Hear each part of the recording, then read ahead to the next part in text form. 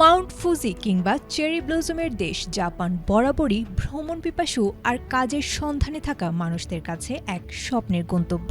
কিন্তু সেই স্বপ্নের গন্তব্যে পৌঁছানোর পথে এবার আসতে চলেছে এক নতুন চ্যালেঞ্জ। দেশটিতে পর্যটক আর অভিবাসীদের আশার হিড়িক সামলাতে গিয়ে টোকিও কর্তৃপক্ষ তাদের ভিসা নীতিতে এনেছে বড় ধরনের এক পরিবর্তন। যারা জাপান যাওয়ার পরিকল্পনা করছে তাদের জন্য এই নতুন নিয়মগুলো নিঃসন্দেহে বড় এক ভাবনার বিষয় হয়ে দাঁড়িয়েছে। দীর্ঘ ৫০ বছর পর জাপান সরকার তাদের ভিসা ফি এবং সংশ্লিষ্ট অন্যান্য খরচে এক নজিরবিহীন পরিবর্তনের ঘোষণা দিয়েছে, যা কার্যকর হবে ১ জুলাই থেকে। নতুন নিয়ম অনুযায়ী দেশটিতে একবার প্রবেশের ভিসা ফি ৩,০০০ ইয়েন থেকে বাড়িয়ে ১,১৫,০০০ ইয়েন করা হয়েছে। অন্যদিকে একাধিকবার প্রবেশের ক্ষেত্রে এই খরচ ৬,০০০ ইয়েন থেকে বেড়ে দাঁড়িয়েছে ৩০,০০০ ইয়েনে। অর্থাৎ ভ্রমণ প্রত্যাশীদের এখন ফি গুনতে হবে আগের চেয়ে প্রায় ৫ গুণ বেশি। শুধু সাময়িক ভ্রমণই নয়, দীর্ঘমেয়াদে যারা দেশটিতে থাকার পরিকল্পনা করছে তাদের জন্য রয়েছে বড় ধাক্কা। বসুন্ধরা টিস্যু অশুদ্ধতার বিরুদ্ধে এক বিন্দুও ছাড় নয়।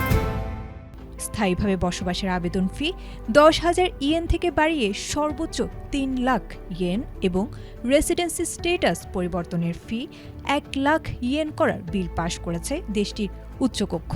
পাশাপাশি সব যাত্রীর জন্য দেশ ত্যাগ কর বা ডিপার্চার ট্যাক্সও ১,০০০ ইয়েন থেকে বাড়িয়ে করা হয়েছে ৩,০০০ ইয়েন।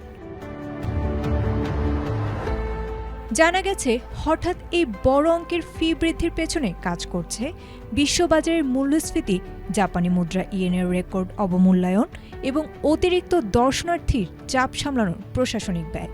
সাম্প্রতিক সময়ে দেশটিতে পর্যটকদের উপচে পড়া ভিড়ের কারণে স্থানীয় অবকাঠামো ও জনসেবার ওপর তীব্র ধকল যাচ্ছে।